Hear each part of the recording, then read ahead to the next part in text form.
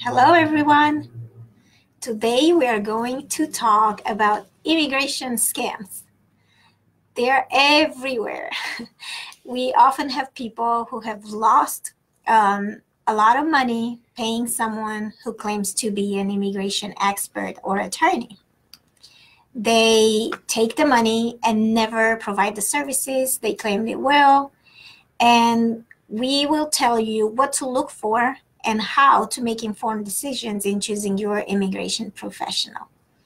I'm Raluca Hanea. I provide immigration, estate planning, and family law services for my clients, and I'm here with my marketing and office manager, Nina Clear.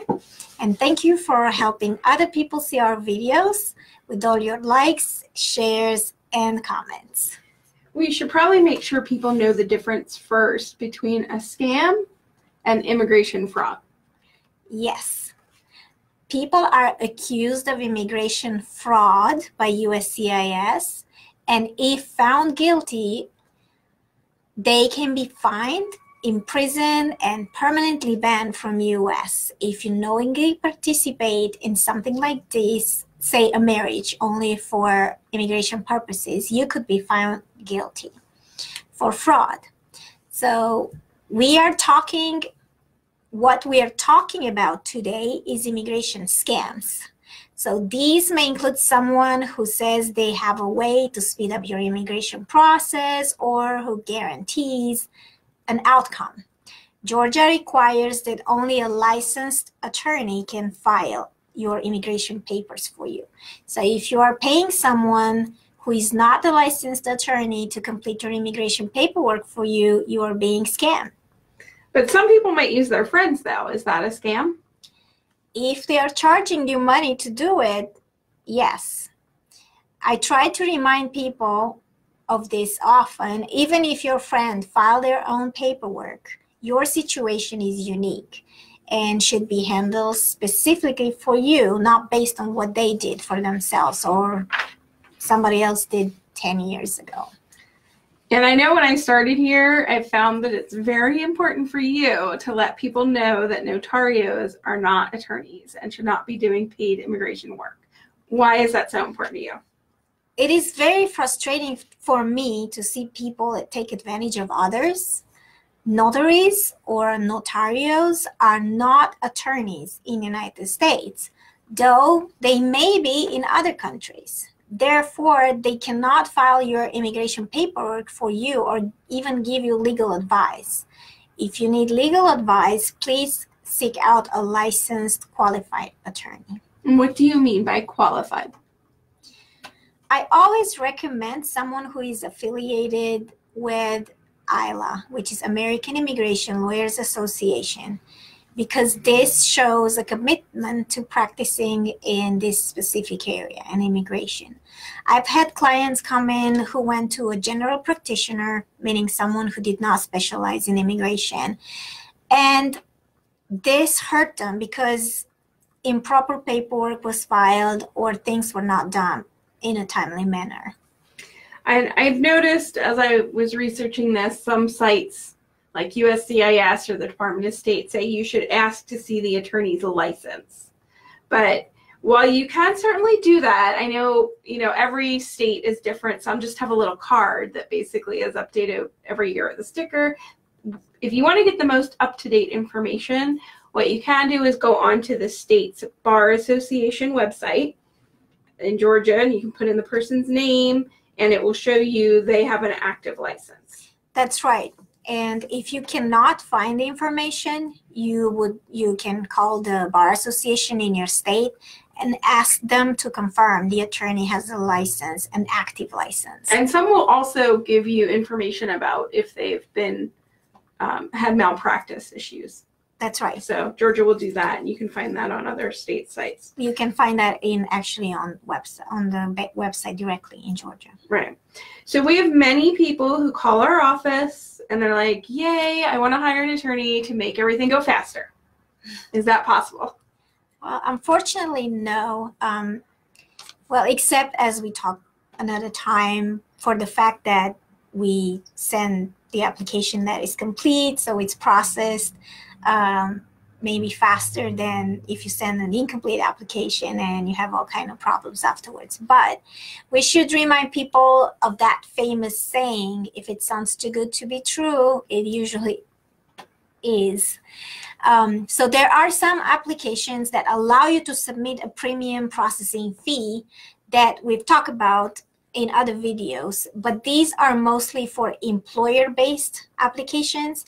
So if you have already submitted an application, there is nothing you can do to speed it up. But you can do a few things to stop it from being completely stopped, ended, or slowed down, right? Yes, always keep your current address with USCIS. If you move, you can go online and update your address, and you're required actually to do so within 10 days of moving.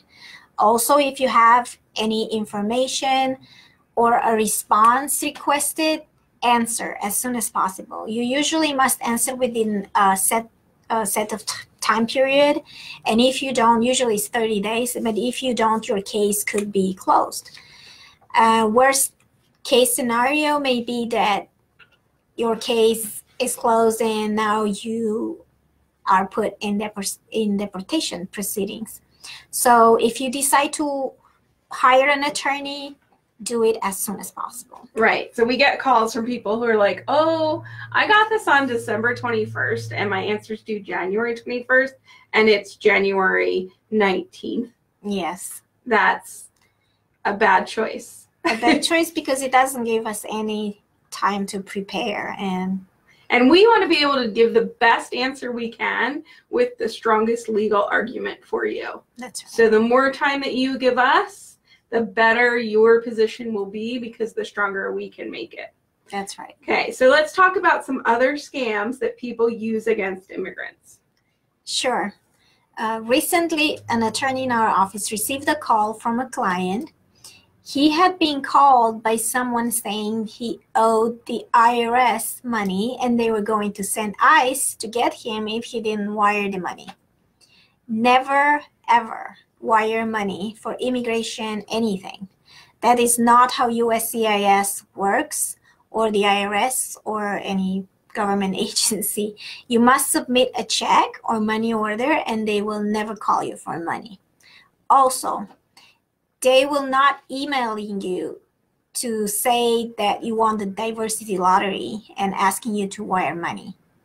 They also won't ask for personal information on the phone, such as your A number or your social security number. And they do have some forms that you can now pay online with a credit card, but they're not going to call you and ask you to go pay it. And it's through a specific site with applications a certain way and everything. So just be really careful. You don't have to send money, to people that you don't know that they're actually government employees, especially if it's like a Saturday night at 10 p.m. Probably not a government employee. No. Okay. So or when the government is closed. Right. Exactly. Let's talk about the diversity visas for a minute, as this is a very prevalent scam. How does one find out about becoming part of that program? We will post a link to information put out by the Department of State for this program. But keep in mind that entry for the 2019 and 2020 diversity visa program have already passed. You will never get a letter or email that you are a successful DV lottery applicant. You must find that information online by using a special confirmation number that you obtain when you apply. So diversity visa application fees are only paid at the consulate interview. So again, you don't have to pay that. So you won't get an email saying, yay, you've been picked, go here and pay for it. No. If that happens, that's a scam. Yeah. Okay. Now, I noticed that some immigration websites have you pay for applications. That means the actual forms and the instructions. What about those sites? Those are also scam. The government provides the form online as well as the instructions. They also allow for applying online for certain forms. You never need to pay for the forms. And if you hire an attorney to complete your applications, they should not charge for forms either. And is there a way to protect yourself when you do hire someone? First, if you can meet in person, that is ideal. Also, make sure you never sign any blank copies. All of the immigration forms state that you understand that what you are signing and agree with all the information provided. If you don't understand, ask your attorney to explain it. Make sure everything on the form is accurate and complete. If you don't speak English, have someone to translate everything for you. Give your attorney originals of the documents, but ask that they keep copies, and you should have all the original returned to you. I also provide a scanned copy of everything that I send to USCIS or other immigration officials for my clients, so they can print this copy, or they can keep it in their computer or email for their records. If they have an interview with USCIS, they maybe ask questions from what they provided, from the information they provided in the form. So it is always a good idea to review all the forms and documents that you send before going to that interview. And I've also heard of people, including attorneys, who will file for asylum in order to get the work permit or the EAD, employment authorization. Is that okay? That's really terrible. No, it's not okay. There are specific times and qualifications when filing for asylum. If you do not meet those categories, you should not file for asylum. And if you are found to have done so fraudulently, even if an attorney did it for you, deportation proceedings will be starting against you. So it's a very serious problem. Does USCIS ever require anyone to pay by phone? No, nor will they call someone asking for payment. And I've seen people online like, oh, I got offered this great job and they told me they would give me a visa and it's like $2,600. Should I pay it because I got that great job offer? Those are also scams. An employer is not supposed to charge the employee for the visa. These may be targeted towards students who are here on a student visa. Be very careful if you have received a job offer that it is legitimate, and never pay your employer for obtaining a visa. There should be a foreign student advisor at your school. So I would talk to them if you are offered a job to ensure that you are taking a legitimate job and can stay in the U.S. legally. And students outside of the United States who want to come here on a student visa need to ensure that the school they are planning on